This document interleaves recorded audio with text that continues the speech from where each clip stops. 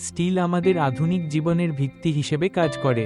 এটি বাড়িঘর নির্মাণ, যানবাহন তৈরি, অবকাঠামো এবং নানা ধরনের যন্ত্রপাতিতে ব্যবহৃত হয়। স্টিলের উৎপাদন প্রক্রিয়া অত্যন্ত জটিল এবং প্রতিটি ধাপে নিয়ন্ত্রণের প্রয়োজন হয়। এই ধাতুটির শক্তি ও টেকসই গুণাবলী একে নানা ক্ষেত্রে অপরিহার্য করে তুলেছে। স্টিল উৎপাদনের প্রাথমিক ধাপে লোহা আকরিক, কয়লা এবং চুনাপাথর সংগ্রহ করা হয়। এই কাঁচামালগুলো সাধারণত খনি ও বিভিন্ন উৎস থেকে সংগ্রহ করে কারখানায় নিয়ে আসা হয়। প্রতিটি উপাদান আলাদাভাবে সংরক্ষণ করা হয় যাতে পরবর্তী ধাপে ব্যবহারের জন্য প্রস্তুত থাকে। এই সঠিকভাবে সংরক্ষণের ফলে উৎপাদন প্রক্রিয়ার ধারাবাহিকতা ও মান বজায় রাখা সম্ভব হয়। কাঁচামাল প্রস্তুতির সময় লোহা আকরিককে ছোট ছোট টুকরো বা পেলেট আকারে গঠন করা হয় যাতে তা সহজে গলানো যায়। কয়লাকে উচ্চ তাপে কোকে রূপান্তর করা হয়, যা শক্তিশালী জ্বালানি হিসেবে ব্যবহৃত হয়। চুনাপাথর যোগ করা হয় অমেধ্যগুলোকে আলাদা করার জন্য, ফলে উৎপাদিত লোহা অধিক বিশুদ্ধ হয়। এই ধাপগুলো পরবর্তী উৎপাদন প্রক্রিয়ার জন্য অপরিহার্য। ব্লাস্ট ফার্নেসে লোহা গলানোর প্রক্রিয়ায় উচ্চ তাপমাত্রায় লৌহ আকরিক থেকে অক্সিজেন আলাদা হয়ে তরল লোহা উৎপন্ন হয়। এই সময়ে চুনাপাথর ব্যবহৃত হয়, যা আকরিকের অমেধ্য অপসারণে সহায়তা করে।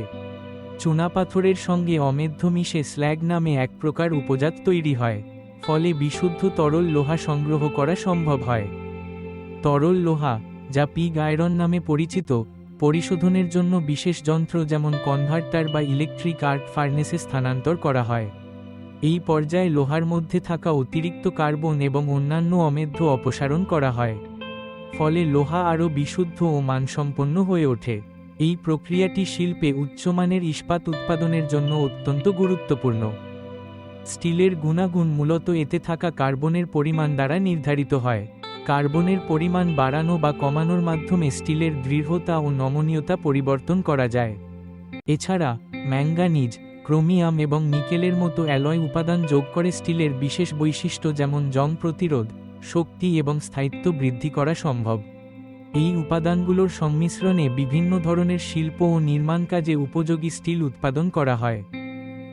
তরল স্টিল যখন নির্দিষ্ট মানে পৌঁছায়, তখন সেটিকে ছাঁচে ঢেলে কন্টিনিউয়াস কাস্টিং পদ্ধতিতে রূপান্তর করা হয়।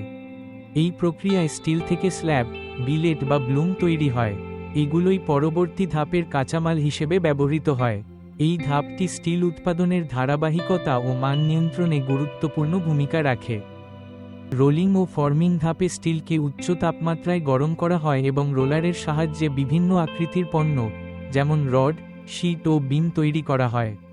প্রতিটি ধরনের পণ্য তৈরির জন্য নির্দিষ্ট মেশিন ও নিয়ন্ত্রণ ব্যবস্থা ব্যবহৃত হয়, যাতে কাঙ্ক্ষিত মাপ ও গুণমান নিশ্চিত করা যায়। এই ধাপটি স্টিল শিল্পে অত্যন্ত গুরুত্বপূর্ণ, কারণ এখানেই চূড়ান্ত পণ্যের আকৃতি নির্ধারিত হয়।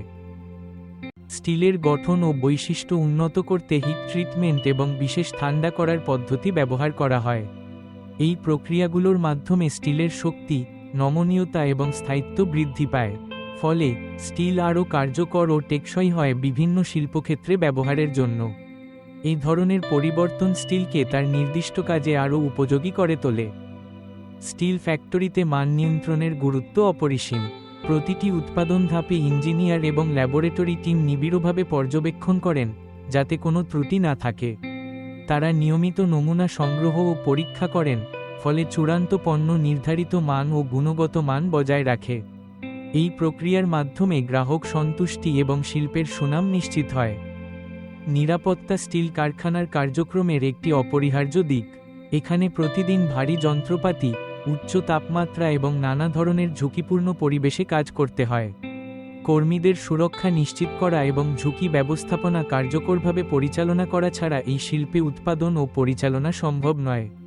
নিরাপত্তা নীতিমালা এবং প্রশিক্ষণ কর্মীদের দুর্ঘটনা থেকে রক্ষা করে এবং উৎপাদনশীলতা বাড়াতে সহায়তা করে।